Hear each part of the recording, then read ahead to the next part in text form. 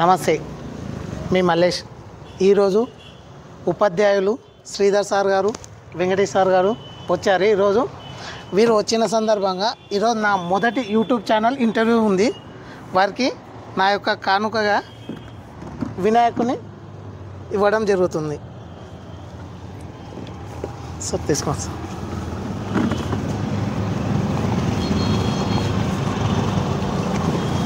చూడండి,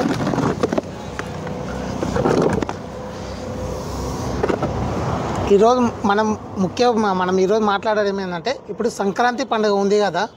సంక్రాంతి పండుగ అని ఏ విధంగా ప్రారంభమైంది? మొదట్లో చాలామందికి తెలియదు కదా. ప్రతి నెల సూర్యుడు ప్రతి ఒక్క రాశిలో వెళుతుంటాడు.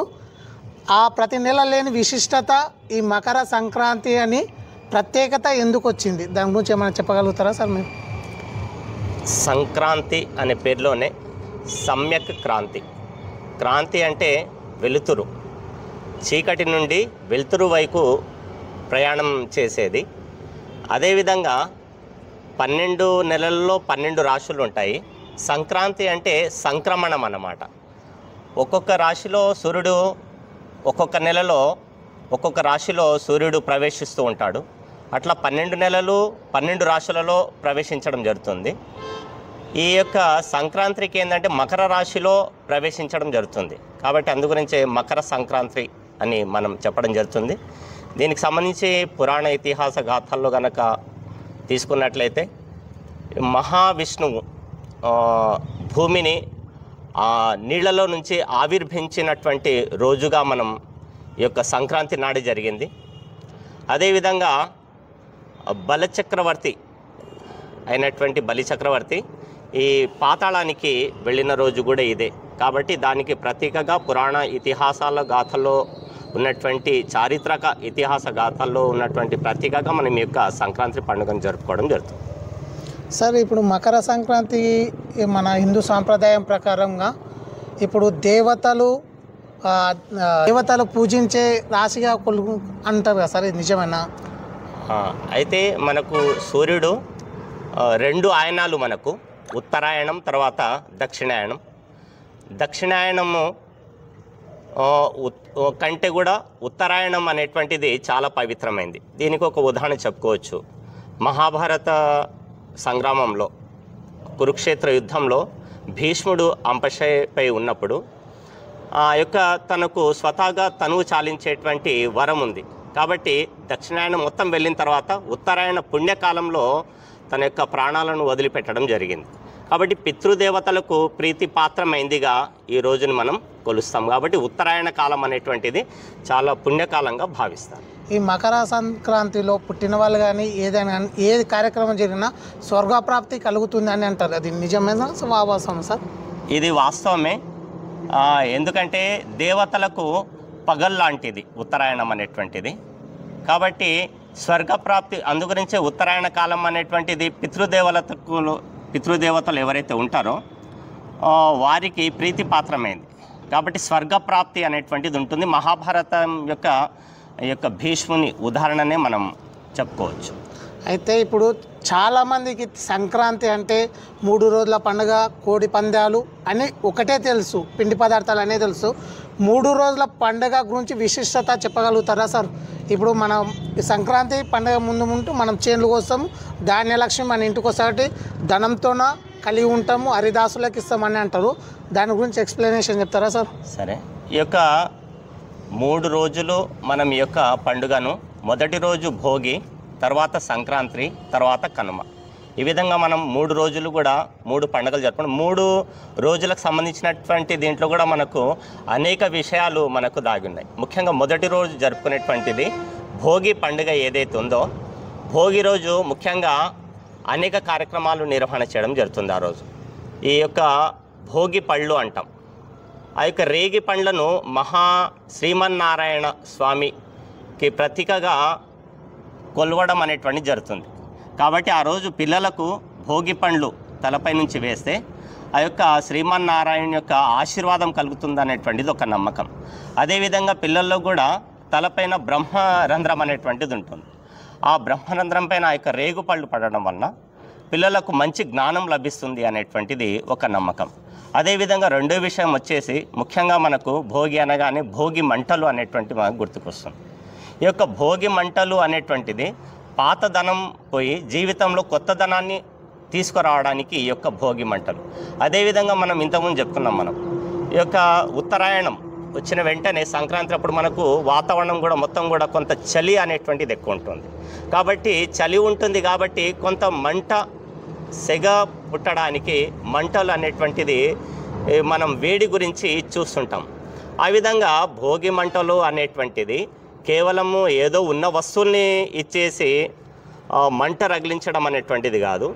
మన దగ్గర ఉన్నటువంటి ఆవు పేడతో చేసినటువంటి పిడకలను అక్కడ యొక్క అగ్నిలో రాజింపజేసి వాటి యొక్క వేడిదనాన్ని మనం గనక పొందినట్లయితే ఈ యొక్క వాతావరణంలో ఉన్నటువంటి సూక్ష్మ క్రిములు కావచ్చు అంతరించిపోవడానికి అవకాశం ఉంటుంది. దాంతోపాటు ఆ శుద్ధమైనటువంటి గాలి మనకు ఆరోగ్యాన్ని అందించడానికి అవకాశం ఉంటుంది. కాబట్టి భోగి మంటలంటే ఏదో పాత వస్తువులు వేసేసి వాతావరణాన్ని కాలుష్యం చేయడం అనేటువంటిది కాదు. అది కూడా మనం యజ్ఞాన్ని ఎంత పవిత్రంగా మనం చూస్తామో ఆ విధంగా అంత పవిత్రంగా మనం ఆ యొక్క భోగి మంటలను కూడా మనము కాపాడుకోవాలి. వాతావరణాన్ని కూడా మనం కాపాడుకోవాల్సినటువంటి బాధ్యత ఉంది. సార్ మనము ఇప్పుడు రొట్టెలు చేసుకుని తింటాం కదా సార్, రొట్టెలలో నూగులు వేసుకుని తింటాం వల్ల దానివల్ల విశిష్టత ఏంటి? మనిషి శరీరంలో ఏ విధంగా మార్పులు ఉంటాయి, ఏం కథ? అంటే ముఖ్యంగా మనకు సంక్రాంతి అనగానే బెల్లము నువ్వులు అనేటువంటిది మనకు గుర్తుకొస్తుంది. ఈ యొక్క నువ్వులలో స్నేహభావం అనేటువంటిది ఉంటుంది, బెల్లంలో మనకు మాధుర్యం అనేటువంటిది ఉంటుంది. స్నేహభావం అనేటువంటిది మాధుర్యం ద్వారానే స్నేహభావం అనేటువంటిది ఉత్పన్నమవుతుంది. కాబట్టి సమాజంలో మనం ఒకరం కాదు, మనం అందరం కూడా ఒకటే అనేటువంటి ఒక భావన. అదేవిధంగా ఆ యొక్క నువ్వులు ఎందుకు స్వీకరిస్తామంటే వాతావరణంలో చలిదనం అనేటువంటిది తగ్గి వేడి అనేటువంటిది పెరుగుతూ ఉంటుంది ఈ కాలం తర్వాత నుంచి 6 నెలల పాటు. వాటికి తట్టుకునేటువంటి శక్తి మనకు లభించాలి. కాబట్టి నువ్వుల్లో బెల్లంలో ఆ శక్తి అనేటువంటిది ఉంటుంది. కాబట్టి దానిని మనం వాతావరణానికి అనుకూలంగా ఈ యొక్క నువ్వుల బెల్లాన్ని తీసుకోవడం అనేటువంటిది జరుగుతుంది. అంటే పురాతన హిందూ సాంప్రదాయం ప్రకారంగానే మన పురాతన వాళ్ళు ఇప్పుడున్న సైన్స్కు ముందే అంటే కాలము చేంజ్ అవుతుంది కాబట్టి మన వాతావరణంలో అంటే రాబోయే ఎండకు తట్టుకునే విధంగా ఇప్పుడే టెంపరేచర్ పుట్టిస్తుందని చెప్తున్నారు. అంతేనా సార్ మీరు? అవును, అంతే వాస్తవం. సరే, ఇంకా భోగి గురించి చెప్పుకున్నాం. తర్వాత సంక్రాంతి అనేటువంటిది ఆ రోజు మనం నువ్వులు బెల్లాన్ని స్వీకరిస్తాం. అదేవిధంగా నువ్వులతోటి కూడా నలుగు పెట్టుకొని స్నానం చేయడం అనేటువంటిది జరుగుతుంది. తర్వాత మూడో రోజు ఏదైతే మనం కనుమ అనేటువంటి జరుపుకుంటున్నామో ఈ యొక్క కనుమ అనేటువంటిది ఈ యొక్క మనకు వ్యవసాయ ఆధారిత దేశం కాబట్టి పశువులను పూజించడం అనేటువంటిది మనకు ప్రాచీన కాలం నుంచి ఉంది. దీనికి ఒక చిన్న ఉదాహరణ మనం చెప్పుకోవచ్చు. ఆనాటి కాలంలో గజాసురుడు అనేటువంటి రాక్షసుడు శివుణ్ణి వరం పొందుతాడన్నమాట, నా యొక్క కడుపులో ఉండాలి అనేటువంటిది. సరే అని చెప్పేసి శివుడు గజాసురుని కడుపులోకి వెళ్ళిపోతాడు. ఆ తర్వాత విష్ణువు ఆలోచిస్తాడనమాట శివుని బయటికి తీసుకురావాలి. కాబట్టి మహావిష్ణువు తన దేవతల యొక్క పరివారంతో మొత్తం కలిసి ఒక్కొక్కరు ఒక్కొక్క వాయిద్యాన్ని తీసుకొని గంగిరెద్దుని తీసుకొని వెళ్ళి గజాసురుని దగ్గర ప్రదర్శన నిర్వహిస్తారు. ఆ ప్రదర్శనకు మెచ్చినటువంటి గజాసురుడు వరం కావాలని కోరుకోమంటాడు. అప్పుడు అక్కడ ఉన్నటువంటి దేవతలు యొక్క శివుని కోరుకుంటారన్నమాట. ఆ విధంగా నందీశ్వరుని పూజించడం అనేటువంటిది ఆనాటి కాలం నుంచే కొనసాగుతుంది. అందుగురించే పశుపక్షాదులను పూజించడం అనేటువంటిది మన విధానంలో భాగం. తర్వాత ఇంకో ఉదాహరణ కూడా మనం చెప్పుకోవచ్చు.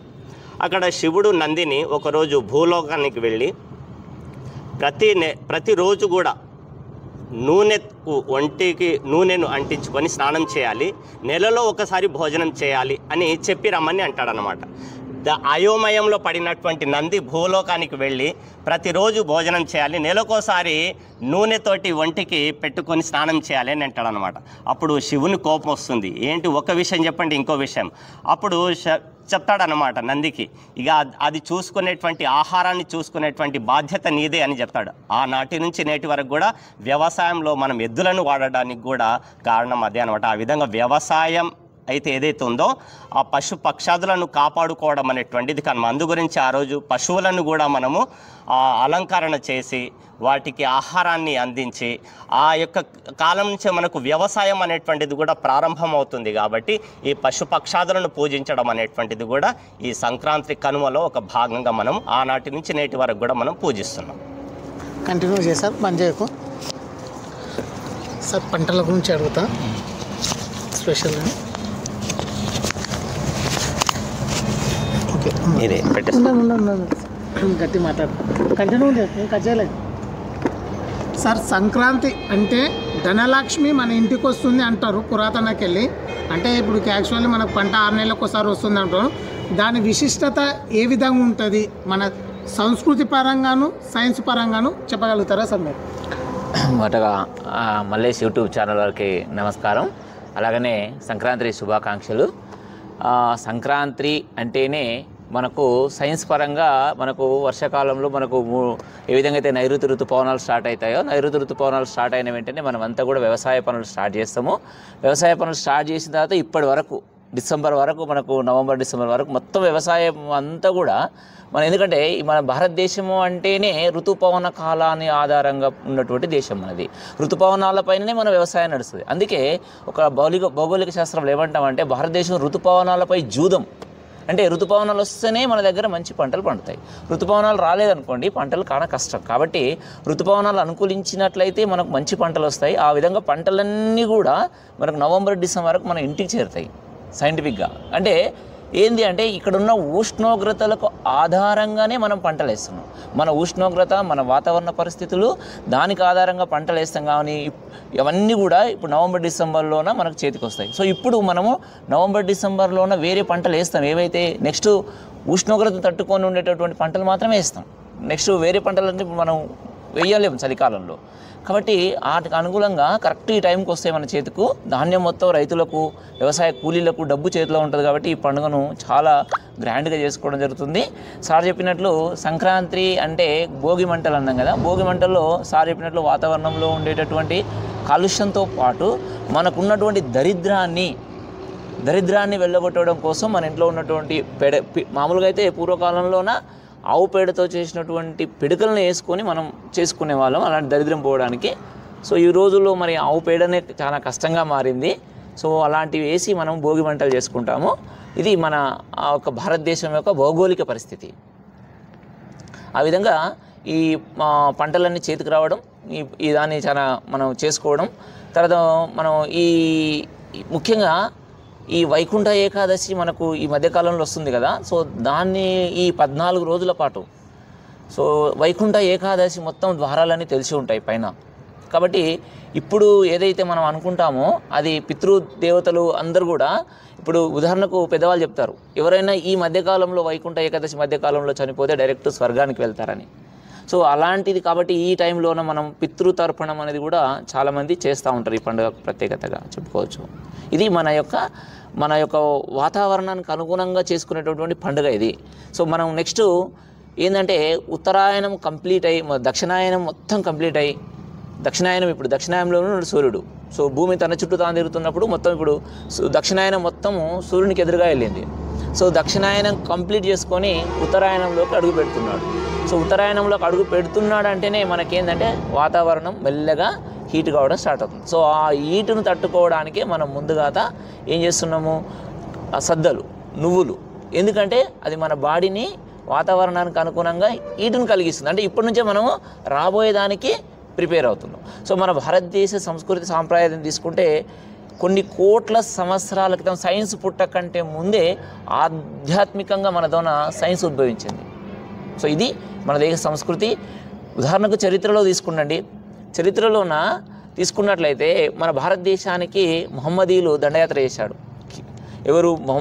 గజనీ మహమ్మద్ దండయాత్ర చేసినప్పుడు మన భారతదేశంలో ఉండేటటువంటి గ్రంథాలు ఋగ్వేద గ్రంథం కానీ చాలా గ్రంథాలు చూసి, ఆయుర్వేదంలో గ్రంథాలు కానీ చూసి, సో ఆయన అసలు ఈ గ్రంథాలను ఎలాగైనా సరే తన భాషలోకి తర్జుమా చేసుకోవాలి అని చెప్పేసి అక్కడి నుంచి అమీర్ ఖుస్రోను తన రాయబారిగా భారతదేశంలోకి పంపించి, భారతదేశంలో ఉండేటటువంటి వారికి ఉర్దూ నేర్పించి ఆ ఉర్దూ భాషలోకి మన గ్రంథాలను తర్జుమా చేసుకున్నాడు. అలాంటి చరిత్ర ఉన్నటువంటిది మన భారతదేశం. కాబట్టి ప్రపంచంలోనే ఇలాంటి పండుగలు, వాతావరణానికి అనుగుణంగా ఉండేటువంటి పండుగలు చేసుకోవడంలో సైంటిఫిక్గా ఎంతో రీజన్ ఉంది. ఈ సైన్స్ కంటే ముందు నుంచే ఈ పండుగలకు ఒక రీజన్గా ఆ పండుగలకు అనుగుణంగా చేసుకుంటాం.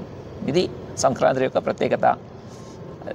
సార్, సంక్రాంతికి ఆడపడుచులను పిలిపించి కుటుంబంతో సంతోషంగా ఉంటారని అంటారు. అది ఏ విధంగా ఉంటారు ఒకసారి చెప్పగలరు? ఎందుకోసం అంటే సరే, మన ఇంటి అమ్మాయిని ఇచ్చినాము, ఆడపడుచు ఇంటికి తీసుకొస్తున్నాం. ఎందుకంటే ఈ టైం వచ్చేటప్పటికి మనం ధాన్యలక్ష్మి ఇంటికి వస్తుంది. సో ధాన్యలక్ష్మిని అమ్మడం ద్వారా కానీ లేకుంటే ఇతరతర కారణాల ద్వారా కానీ మనకేందంటే చేతిలో ధనలక్ష్మి వస్తుంది. సో ధనలక్ష్మి చేతిలో ఉంటుంది కాబట్టి ఆడపడుచుని ఇంటికి పిలిపించుకొని సో వాళ్ళకు కావాల్సిన పిండి పదార్థాలు కానీ వాళ్ళ అల్లుళ్ళని, ముఖ్యంగా ఈ పండుగకు ఎక్కువ మంది అల్లుళ్ళు ఇంటికి వస్తుంటారు. ఎందుకంటే ఆడపడుచుతో పాటు అల్లుడు కూడా మన కొడుకు లాంటి వాడే. సో అలాగా వస్తారు కాబట్టి సో మన దగ్గర ఈ టైంలో డబ్బు ఉంటుంది. ఉదాహరణకు మన దగ్గర జూన్ జూలైలో పండుగలు లేవు. ఎందుకు అంటే అప్పుడు మనంతా పెట్టుబడి కాలం. సో మన టైంలో ఇంటికి అల్లుడు వస్తే మనం ఏం పెట్టలేని పరిస్థితిలో ఉంటాం. కాబట్టి ఈ టైంలో మనకు అన్ని పంటలు చేతికి వచ్చుంటాయి. వాటిని అన్నింటిని కూడా అమ్ముతాం.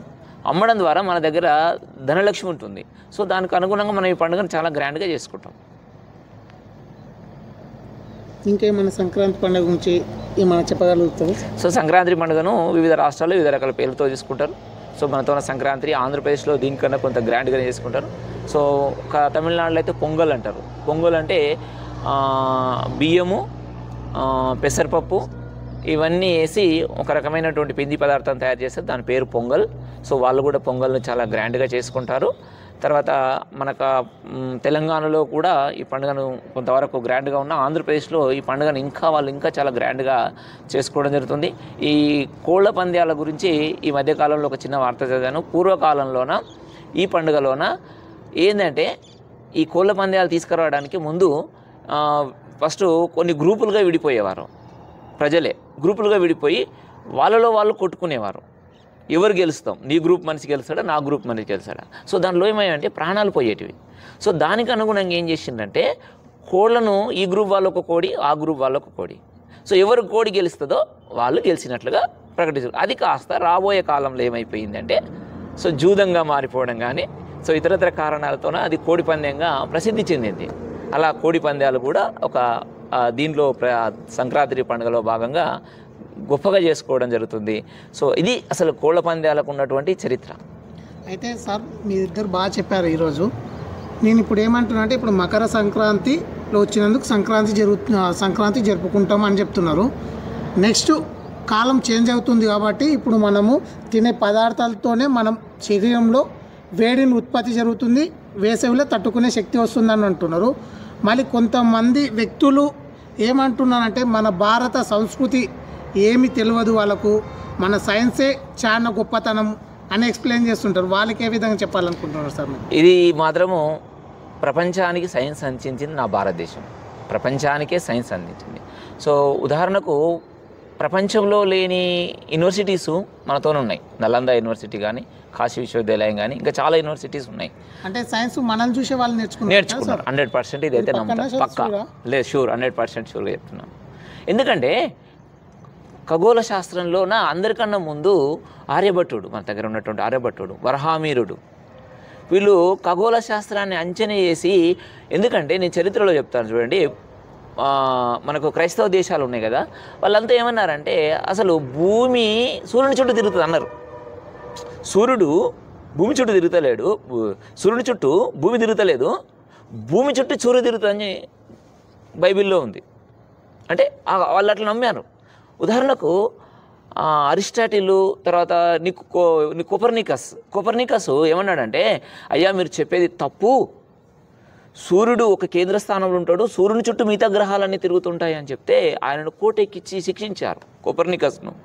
ఎందుకంటే కొపర్నికస్ అది చెప్పడానికి కూడా దానికి ఒక ప్రూఫ్ ఉంది. ఒకటి, గెలీలియో కనుక్కున్నటువంటి సూక్ష్మదర్శిని ద్వారా ఆయన చూశాడు గ్రహాలను. సూర్యుడు కేంద్ర స్థానంలో ఉన్నాడు, సూర్యుని చుట్టూ మిగతా గ్రహాలని తిరుగుతున్నాయి అని ఆయన చెప్తే, బైబిల్లో ఉన్నటువంటి సూత్రాలకు వ్యతిరేకంగా చెప్తున్నావు అని చెప్పేసి ఆయనను శిక్షించడం జరిగింది కొపర్నికస్ను. కానీ ఆ రోజు అన్నాడు, ఏదో ఒక రోజు నా మాట నిజమవుతుందని. కానీ వాళ్ళకంటే ముందు మన దేశంలో ఉన్నటువంటి ఖగోళ శాస్త్రవేత్తలు వరహామీరుడు కానీ ఆర్యభట్టుడు కానీ వీళ్ళంతా ఏమన్నారంటే సూర్యుని చుట్టూ మిగతా గ్రహాలు తిరుగుతున్నాయని చెప్పారు. సూర్యుని చుట్టే తిరుగుతున్నాయి. కాబట్టి విశ్వానికి మూల బిందువు ఏది అంటే ఉదాహరణకు మన శరీరంలో నాభి అనేది ఉంటుంది. మూల బిందువు తల్లి నుంచి ఆహారం స్వీకరించడానికి నాభి ఏదైతుందో అలా ప్రపంచానికి మన భారతదేశం నాభి లాంటిది. ఎక్కడ ఏ మూలన ఏం జరిగినా సో దాని యొక్క పరిణామాలు మన ఇండియా నుంచే పోయేటట్టు ఉన్నాయన్నమాట. ఉదాహరణకు మనము భౌగోళికంగా తీసుకుంటే భారతదేశం ఒక కేంద్ర బిందు స్థానంలో ఉంది. కేంద్ర బిందువు భౌగోళికంగా. ఉదాహరణకు అమెరికా వాడు మొన్న మా ఇక్కడ దేశంతో యుద్ధం చేయడానికి, ఆఫ్ఘనిస్తాన్తో యుద్ధం చేయడానికి మన దేశానికి సహాయం అడిగాడు ఆఫ్ఘనిస్తాన్తో కానీ అంతకంటే ముందుతో యుద్ధం చేసేటప్పుడు. సో ఇరాన్ ఇరాక్ వాటిపైన దాడి చేయాలనుకుంటే కానీ మనతో సహాయం అడిగాడు. ఎందుకంటే మన భారత జల భూభాగాలను వాడు సహాయం అడిగితే మనం ఇవ్వలేదు. ఎందుకంటే దాని పరిణామాలు ఏరో ఉంటాయని చెప్పేసి. సో ఇవ్వలేకపోవడం ఏంటంటే అసలు ఇండియానే ఈ ప్రపంచానికి కేంద్ర బిందువు. సో ఇక్కడ నుంచి సో దేనినైనా మనం సాధించవచ్చు, ఇది చేసుకోవచ్చు. ఇక్కడ నుంచి వ్యాపారానికి కూడా అనుకూలమైనటువంటి మూల బిందువు లాంటి ప్రదేశము మన దేశము. సో కాబట్టి ఈ దేశాన్ని ఈరోజు ఈ దేశానికి ప్రపంచ దేశాలు గౌరవిస్తున్నాయంటే కారణం అంటే ఆ మూల బిందువు మన దేశము. కావాల్సినటువంటి వేదాలు కానీ సంస్కృతి కానీ అన్నీ అందించడం జరిగింది ప్రపంచానికి. అదొకటి.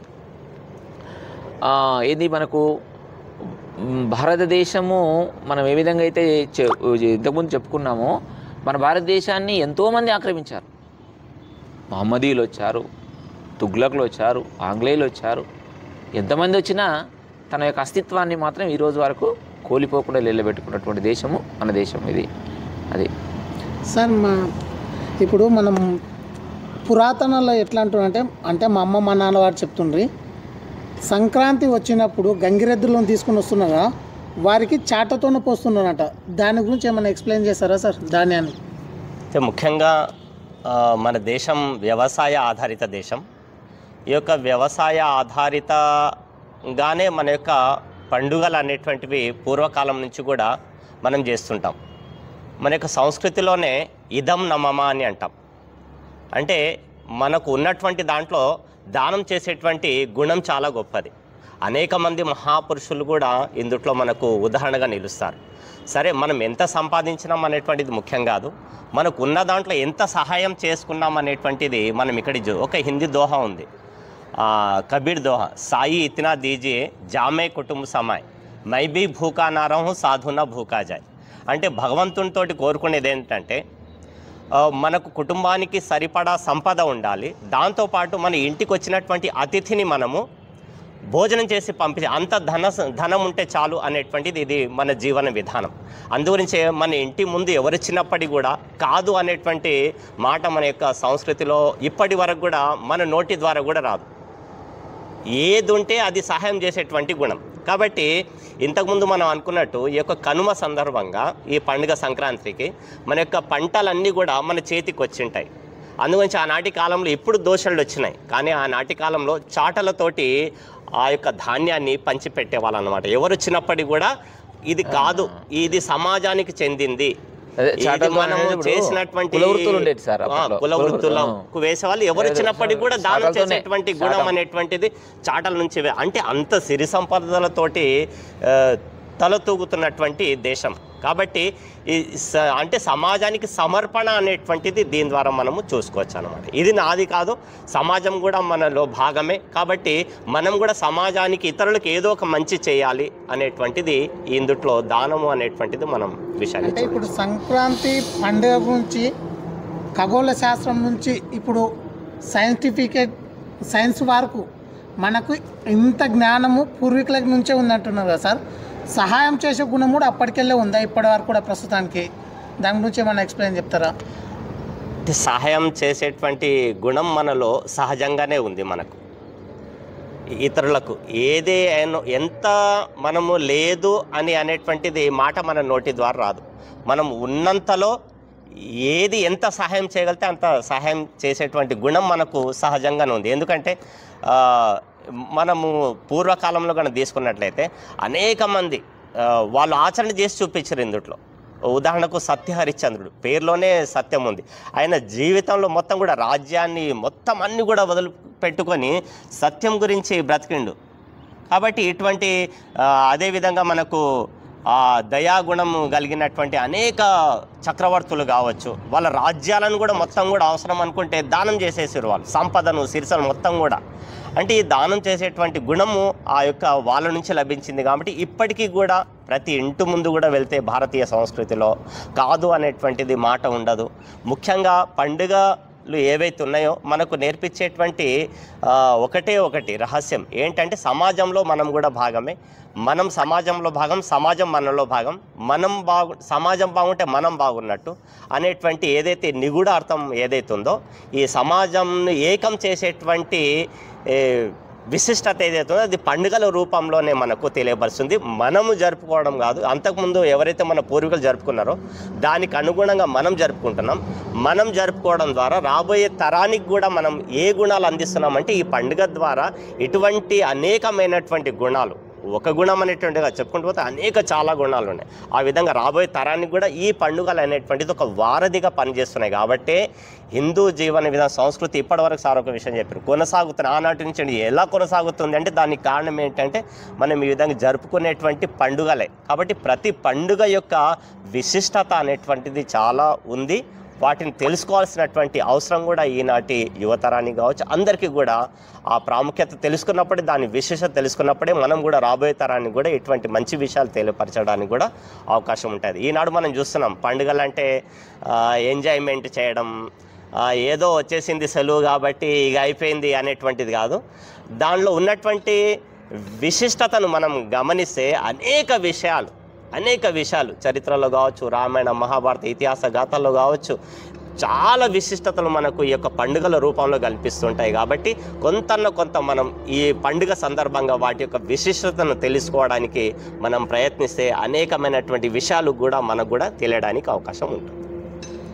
అంటే హిందూ సాంప్రదాయం ప్రకారం మన దేశంలో ఏ పండుగ చేసినా ఒక విశిష్టత ఉంటుంది కదా సార్. ఇప్పుడు సంక్రాంతి అంటే దానాలు చేయడంలో మనమే ఉంటాం, ధాన్యలక్ష్మి రావడంలో మనకే ఉంటాం. ప్రతి ఒక్కటి విశిష్టత మన హిందూ సాంప్రదాయం ప్రకారం మన దేశానికే చెంది ఉంటుంది కదా సార్. ఎందుకంటే పురాతనలో ఏది గురుకులాల కాడ నుంచి స్టార్ట్ చేస్తే ఇప్పటివరకు సంస్కృతి సాంప్రదాయాలు నడుస్తూనే ఉన్నాయి. ఇది నిజమేనా సార్? అంటే వీటికి అనేక ఉదాహరణలు ఉన్నాయి.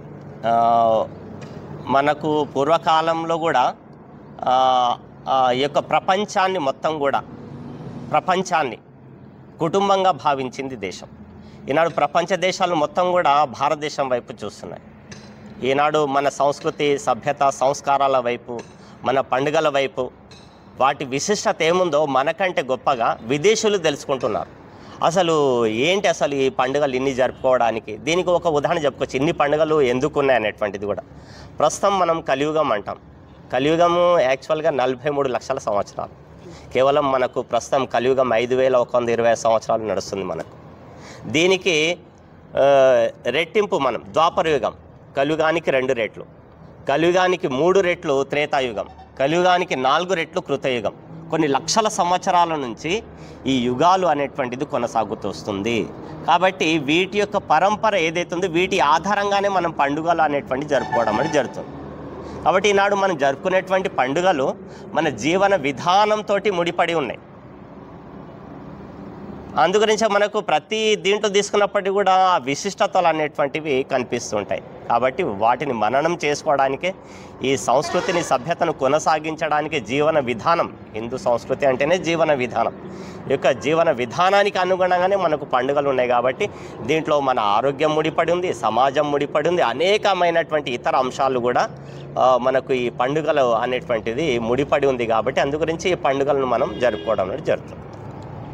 సార్ ఇంకో చిన్న విషయము, మీరు ఉపాధ్యాయులు కాబట్టి అడుగుతున్నా సార్, గురుకులాల నుంచే మెయిన్ మన ప్రఖ్యాత హిందూ సాంప్రదాయం అభివృద్ధి చెందింది అని అంటున్నారు విదేశీ వ్యక్తులు. అంటే సార్ ఇప్పుడు చెప్పిండ్రు కొంతమంది దేశస్తులు వచ్చి ఫస్ట్ గురుకులాన్ని ధ్వంసం చేయడం అని చెప్తున్నారు. ఆ గురుకులం నుంచే మన హిందూ సాంప్రదాయం అభివృద్ధి చెందిందా సార్? ఇది నిజమేనా సార్? ఇది 100% వాస్తవం. ఎందుకంటే మన దేశంపైకి కొన్ని వేల సంవత్సరాలు దాడి జరిగింది. ఆ దాడిని తట్టుకొని నిలబడగలిగిన దేశం భారతదేశం. ముఖ్యంగా ఈ యొక్క ఇక్కడ దాడి జరిగినప్పుడు ముస్లిమ్స్, మొఘలాయులు కావచ్చు, డచ్ వాళ్ళు, ఫ్రెంచ్ వాళ్ళు కావచ్చు, వాటిని ధీటుగా ఎదుర్కోవడం అనేది జరిగింది.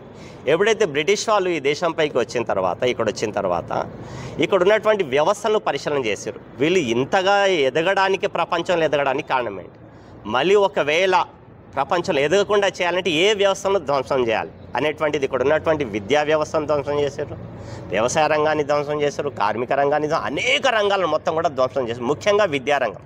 మనకు తెలిసి యొక్క విద్యా వ్యవస్థ కూడా బ్రిటిష్ వాళ్ళు రాకముందు కొన్ని లక్షల గురుకులాలు ఉండేటివి. ప్రపంచంలో ఉన్నటువంటి విద్యను నేర్చుకోవాలంటే ఏ దేశానికి వచ్చేవాళ్ళంటే వాళ్ళందరూ కూడా భారతదేశానికి వచ్చేవాళ్ళు. ఈ విధంగా ప్రపంచానికి విద్యను అందించినటువంటి దేశం భారతదేశం. కాబట్టి వాళ్ళ దృష్టిలో ఈ విద్యారంగాన్ని నాశనం చేసేయాలి, విద్యారంగాన్ని ధ్వంసం చేసేసేయాలి అనేటువంటిది ఒక కుట్ర జరిగింది.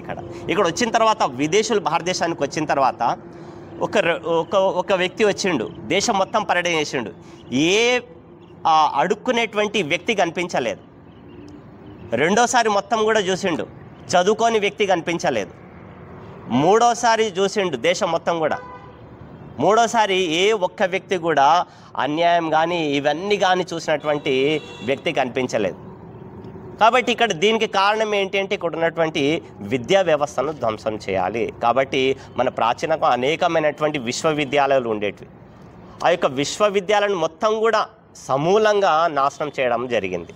కాబట్టి మనం అనుకుంటాం మెకాలే అనేటువంటి ఒక వ్యక్తి ఆ యొక్క బ్రిటిష్ నుంచి రావడం జరిగింది. ఆయన విద్యావేత్త అనుకున్నాం.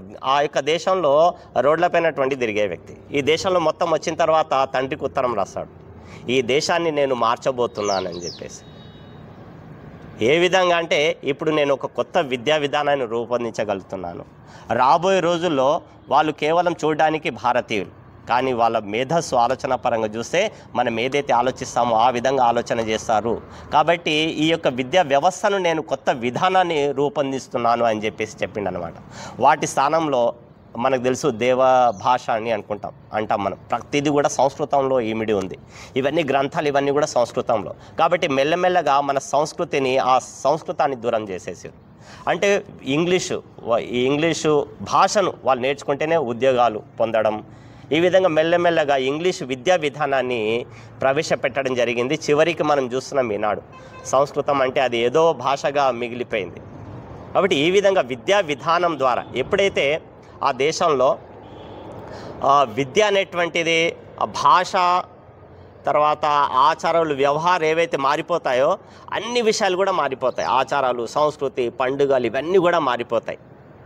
కాబట్టి ఇవన్నీ మారడానికి కారణం ఏంటంటే ఆ విద్యా విధానం ద్వారానే. కాబట్టి అనేక గురుకులాలు ప్రపంచంలో చాలా దేశాల వాళ్ళు కూడా చదువుకోవడానికి భారతదేశం వచ్చేవాళ్ళు. కాబట్టి ఆ విధంగా విద్యా వ్యవస్థను ధ్వంసం చేయడం అనేటువంటి జరిగింది ఇక్కడ. సార్ మీరు విద్యా వ్యవస్థలో వర్క్ పనిచేస్తున్నారు సార్. ప్రజెంట్గా పండుగ విశిష్టత గురించి ఏమన్నా పిల్లలకి ఎక్స్ప్లెయిన్ విద్యతో పాటు పండుగ విశిష్టత గురించి ఏమన్నా ఎక్స్ప్లెయిన్ చేసిండ్రా సార్? ప్రజెంట్ ఇప్పుడు సంక్రాంతి గురించి అయితే వాళ్ళకు ఏ పండుగ వచ్చినా దాని యొక్క విశిష్టత చెప్తాం. వాళ్ళకు దసరా వచ్చిందనుకో, దసరాకు సెలవులు ఇస్తారు కదా, దసరా సెలవులు ఎందుకు ఇస్తారు, మరి మీకు ఏంటి ప్రత్యేకత, దసరాకి ఎట్లా వచ్చింది కానీ, దసరా గురించి కానీ, ప్రతి పండుగ గురించి పిల్లలకు కొంత కోస్తా ఎందుకంటే మన భారతీయ సంస్కృతి పిల్లలకు తెలియాలి. ఎవరు తెలియజేసేది మనమే, మన రాబోయే తరాలకు అందించేది మనమే. కాబట్టి ఖచ్చితంగా పాఠశాల సెలవులు పడుతున్నాయంటే ఏదో మీకు ఆడుకోవడానికి కాదురా ఈ పండుగ విశిష్టత. సో మీ పండుగ మీ దాంట్లో మీ ఇంట్లో పెళ్ళి అయిపోయినటువంటి మీ అత్తమ్మ ఉండొచ్చు, మీ చెల్లెలు ఉండొచ్చు, మీ అక్క ఉండొచ్చు, వాళ్ళంతా ఇంటికి వస్తారు. సో వాళ్ళతో ఎలా మెలగాలి, ఎలా ఉండాలి, ఈ పండుగను ఎలా చేసుకోవాలి, సో మరి గాలి పతంగులు ఎగిరేస్తాం కదా, దానికి కొన్ని జాగ్రత్తలు పాటించాలి. సో దాంట్లో వాడేటటువంటి దారం విషయంలో కూడా పిల్లలకి, ఎందుకంటే పక్షులు చాలా చనిపోతున్నాయి, పర్యావరణం హాని కలుగుతుంది. సో అలాంటి దారం విషయాలు కానీ ప్రతి పండుగ యొక్క విశిష్టత అయితే సాధ్యమైనంత వరకు తెలియజేస్తాం పిల్లలు క్లాస్లో. అది సార్ మీరు విద్యా వ్యవస్థలో ఉన్నారా సార్ చాలా సంవత్సరాలకి వెళ్ళి, కుటుంబంతో ఐక్యం ఎలా ఉండాలి, సమాజంలో ఉన్న పిల్లల ఐక్యం ఎలా ఉండాలి అని ఏమైనా చెప్పగలుగుతారా సార్? విద్యతో పాటు విద్యతో పాటు కుటుంబ విలువలు అనేటువంటిది చాలా అవసరం. అందు గురించి చెప్తుంటారు ప్రతి ఒక్కరు కూడా తొలి గురువు ఎవరంటే అమ్మ. అదేవిధంగా అమ్మ మనను జన్మనిస్తే పెంచి పోషించేది తండ్రి, ఆ తర్వాత గురువు అనే విషయం చెప్తుంటాం. మన దేశం కూడా కొన్ని వేల సంవత్సరాలుగా బలంగా ఉండడానికి కారణం ఏంటంటే కుటుంబ వ్యవస్థ. కాబట్టి ప్రతిదీ కూడా ప్రతి విద్యార్థి కూడా కుటుంబంలోనే చాలా విషయాలు నేర్చుకోవడం జరుగుతుంది. కుటుంబ విలువలు కావచ్చు, మాట్లాడడం కావచ్చు, బయటికి వెళ్ళినప్పుడు ఏ విధంగా వ్యవహారం చేయాలి, ఏ విధంగా అనేక విషయాలు అనుకరణ అనేటువంటిది కుటుంబం ద్వారా చేస్తుంటాడు. కాబట్టి కుటుంబం అనేటువంటి కుటుంబ వ్యవస్థ పటిష్టంగా ఉంటే దేశం కూడా పటిష్టంగా ఉంటుంది. ఈనాడు భారతదేశం పటిష్టంగా ఉండడానికి కారణం ఏంటంటే కుటుంబాలే. అందుగురించే మనం చూస్తుంటాం పెద్ద పెద్ద కుటుంబాలలో కూడా అంటే అక్కడ అనేకమైనటువంటి విలువలు సహజంగానే నేర్చుకునేవాళ్ళు. స్కిల్స్ డెవలప్మెంట్స్ అంటుంటాం మనం. ఇవి సహజంగా న్యాచురల్గా వచ్చేటివి. ఎప్పుడైతే మన యొక్క జీవన విధానంలో చిన్న కుటుంబాలు వచ్చినాయో ఆ విలువలు నేర్పించడానికి మళ్ళీ ప్రత్యేకంగా కోర్సుల్లో నేర్పించాల్సి వస్తుంది. అంటే ఇక్కడ మనకు కుటుంబ విలువలు ఎంత పతనం జరుగుతుంది అనేటువంటిది ఇక్కడ మనం చూస్తున్నాం. కాబట్టి కుటుంబ విలువలు, దేశం, సమాజం, ఐక్యత అనేటువంటిది ఎక్కడి నుంచి లభిస్తుందంటే కుటుంబం ద్వారానే లభిస్తుంది. ఈ విషయం కూడా మన పండుగలు వచ్చినప్పుడు అంటే మన ఫెస్టివల్ హిందూ సాంప్రదాయం ప్రకారం ఫెస్టివల్ వచ్చినప్పుడు మన కుటుంబ సభ్యులు అందరూ కలిసికట్టుగా జరుపుకుంటారు కదా. ఇది కూడా ఒక సంస్కృతి పరంగా కానీ ఆధ్యాత్మిక పరంగా కానీ అందరినీ కలిసికట్టు ఉండేలాగా చేసే విధానం అనుకుంటారా సార్? నిజంగానే పండుగలు అంటే కేవలం ఏదో ఒకరము ఇద్దరము ఉన్నాము జరుపుకున్నాం అంటే ఆ తృప్తి అనేటువంటిది ఉండదు మన ఇంటికి. అందుగురించి చెప్తుంటారు కదా, అతిథి దేవోభవ అంటాం. అతిథిని సత్కారం చేయడం అనేటువంటిది మన జీవన విధానంలో ఉంది. కాబట్టి కేవలం పండుగలు అంటే కేవలం మన ఇంట్లో ఉన్న సభ్యులు మాత్రం జరుపుకోవడం కాదు, మనకు దగ్గర ఉన్నటువంటి అందరినీ కలపడం అనేటువంటిది పండుగ యొక్క విశిష్టత. దాని ద్వారా మనకు బంధుత్వాలు అనేటువంటివి గట్టిగా ఉండడానికి అవకాశం ఉంటుంది. ఇప్పుడున్నటువంటి జీవన విధానం మనం చూస్తున్నాం. మన పిల్లలు మన కుటుంబంలో మన దగ్గర లేనటువంటి పరిస్థితి. వాళ్ళు కూడా ఎప్పుడు కలుస్తారంటే హాస్టల్స్ అక్కడిక్కడ చదువుల కారణంగా దూరం వెళ్ళిన కారణంగా కేవలం పండుగ రూపంలో మాత్రమే రావడం జరుగుతుంది. చాలామందికి ఇప్పటికి కూడా ఉన్నటువంటి ఇప్పుడు జనరేషన్ ప్రకారం కూడా ఈ బంధుత్వాలు బాంధవ్యాలు అనేటువంటిది చాలా తగ్గిపోయినాయి. ఎందుకంటే వాళ్ళు హాస్టల్స్లో ఉంటారు, వీళ్ళు వెళ్ళేటప్పటికి సెలవులు ఇవ్వరు. ఈ విధంగా బంధుత్వాలు అనేటువంటిది కూడా కొంత ప్రభావం అనేటువంటిది మనకు కనిపిస్తుంది. కాబట్టి ఈ పండుగ సందర్భంలో వాళ్ళందరూ కలవడం, మిగతా వాళ్ళందరినీ కూడా రమ్మని చెప్పడం, కలిసికట్టుగా నిర్వహణ చేయడం, కలిసి ఉంటే కలదు సుఖం అని అంటాం కదా. అంటే ఈ యొక్క పండుగ ద్వారా కష్ట సుఖాలను పంచుకోవడం, అందరూ కలిసిమెలిసి ఈ యొక్క పండుగను జరుపుకోవడం అనేటువంటిది ఆ ఉల్లాసాన్ని, ఆనందాన్ని మళ్ళీ తిరిగి తన జీవితంలో మళ్ళీ ప్రయాణం చేసేటట్టుగా ఉంటుందన్నమాట. మనం వెళ్తూ ఉంటే ఒక బాటసారికి ఒక మంచి చెట్టు హాయిగా కనిపించింది అనుకోండి, కొంత సేద తీర్చుకుంటాం. మన జీవితంలో కూడా పండుగలు అటువంటివే. కొంత జీవితానికి ఆనందం, ఉల్లాసాన్ని చేసి మళ్ళీ మనం తిరిగి ఆ పండుగ అయిన తర్వాత మళ్ళీ మన జీవన ప్రయాణాన్ని కొనసాగించడం అనేటువంటి జరుగుతుంది. అంటే హిందూ సాంప్రదాయం ప్రకారం పండుగలంటే కలిసి తినడం కాదు, కుటుంబంలోని సఖ్యత అంటే ప్రేమానురాగాలను పెంచడం, మన బాధలను ఒకరితో ఒకరిని వ్యక్తపరచుకోవడం, ఇతరులతో సంబంధాలు ఎక్కువగా కలుపుకోవడం, ప్లస్ మన మారుతున్న కాలానికి మన జీవన విధానం ఏ విధంగా మార్చుకోవాలి, మన శరీరాన్ని ఏ విధంగా దృఢంగా చేసుకోవాలి అనే విధంగా మన హిందూ సాంప్రదాయం కాలాన్ని బట్టి అనుకూలంగా ఉంటుంది. అంతేనంటారా సార్? అంతే, వాస్తవం అది. Thank you sir. ధన్యవాదాలు. Thank you sir. Okay sir.